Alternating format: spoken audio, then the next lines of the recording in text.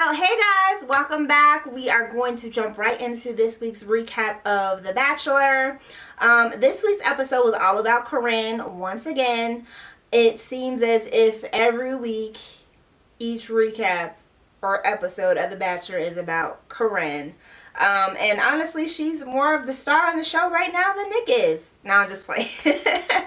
But anyway, this week the girls were kind of really upset about Corinne and her whole getting on Nick or whatever in the bouncy house from last week.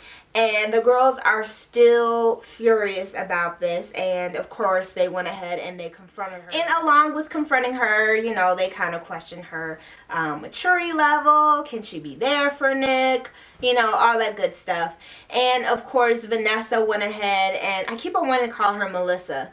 But Vanessa went ahead and she kind of talked to Nick a little bit more about the situation. And, you know, we kind of saw a little bit of that last week where she kind of talked to Nick about it. And she's like, hey, you know, I don't even want the rose if you're going to give it to someone like Corinne. But, of course, Vanessa ain't going nowhere. She stayed even though, you know, Nick basically told her, like, give me some more time to figure it out because for some strange reason, he's really feeling Corinne. He doesn't care that she has a nanny, you know, he likes the fact that she's sexual, like, Nick's a guy and he's just, like, totally digging this whole Corinne thing and he don't really care about what anybody else thinks regarding her. He's just like, okay, yeah, she's immature, but she's still here. So, yeah, y'all just gonna have to deal with it. I went to Nick's hometown in Wisconsin this week, and Raven got to meet the family. Raven got a one-on-one date as well as Danielle L. So, Raven's date looked like it was pretty dope because she got to really kind of get, like, she really kind of got to, like, the closer side, I feel like, of hanging out with the real Nick. Like, she got to meet his family, you know, his mom and dad who are still together. He got to meet his younger sibling, you know, his little sister, and, you know, they kind of watched her play soccer and things like that, and, you know, just kind of helped her out, you know, with warm-ups and things of that nature. And of course they got to go roller skating with his sister. So there was a lot of family time there, and you could really kind of see that they kind of really bonded. And honestly, they make a really cute couple. Like, Raven and Nick are probably, out of all the people that I've seen him with so far, seem to me as if they have one of the best sparks as far as like chemistry brewing is concerned, beyond an attraction level. So that means that it's not just attraction there, you know, physical attraction. It's also, you know, emotional connection and things of that nature. So they seem like they could really kind of take it far. We'll see, I guess, how they continue to do within, you know, the series. And then of course he took her on, you know, the little nightcap date where they have like the dinner and they kind of talk a little bit. So they had, like, you know, that intimate conversation, that intimacy, and they seem to really kind of connect. And then at the end of all that, you know, she kind of said to us that she's falling in love with Nick. So, and she's the first woman out of the show to, you know, say that she's actually falling in love with him. So that was interesting. And then he also had, like I said, a one-on-one date with Danielle L. So their date included just kind of Nick kind of taking her around the hometown. He took her to like a bakery, and, you know, they decorated like these Nick inspired cookies with like decorative icing or whatever, and they were just kind of laughing, and Danielle was laughing at like everything he said. Like, Nick could be like, I stepped in a puddle, and she'd be like, ah! I don't know if that was fake laughter or she was just like genuinely like one of those people who laugh at everything, or if it was like one of those things where it's like you really like the person, so it's like you just think everything that they say is funny. All I know is old girl was just like laughing at everything that Nick said, like literally. I was like, okay. One of the other things is that they were kissing a lot. Like, out of all the girls that Nick has taken out, Danielle L is like one of the girls that he kisses like all the time. Like, every time you turn around, like, they're kissing, they're making out. So as far as like the attraction, physical level, I feel as if Danielle and Nick are probably attracted to each other the most, or Danielle is probably one of the girls that he's attracted to the most, because he'll kiss her more than he kisses like Corinne. Like he really, really, really digs Danielle L, like straight up.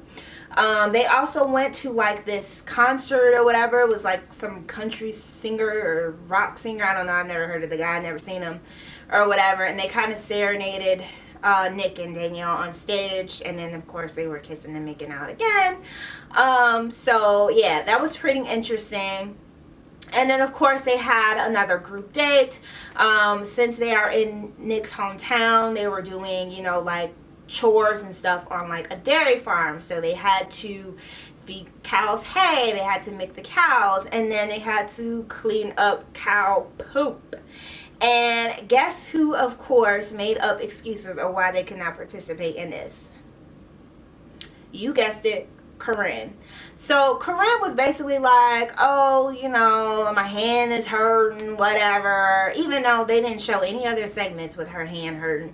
It only just so happened to be that one time when everybody else was digging the cow poop. Her hand just so happened to start hurting.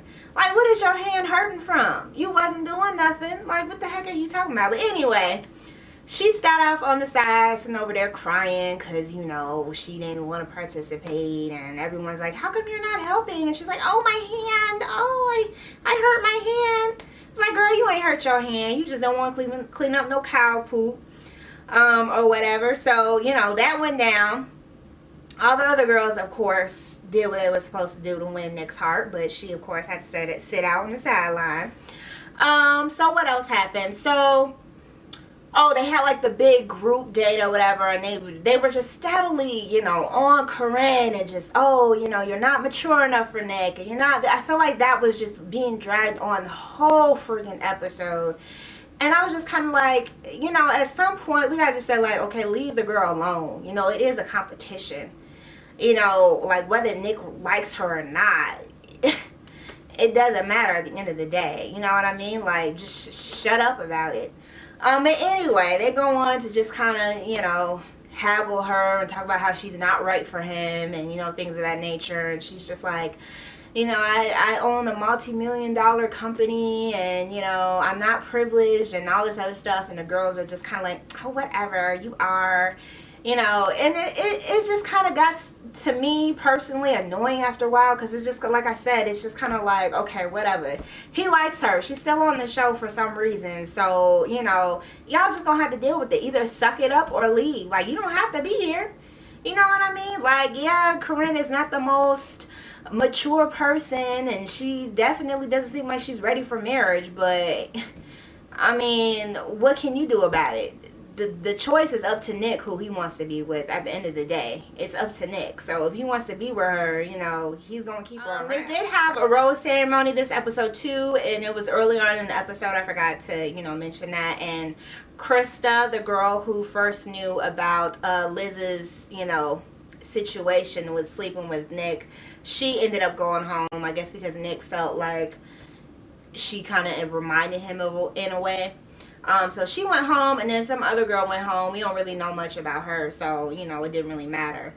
And then the end of the episode just kind of showed Corinne and, what's her name, Taylor, really kind of getting into it and butting heads, because Taylor is out for blood. She doesn't want her on the show anymore.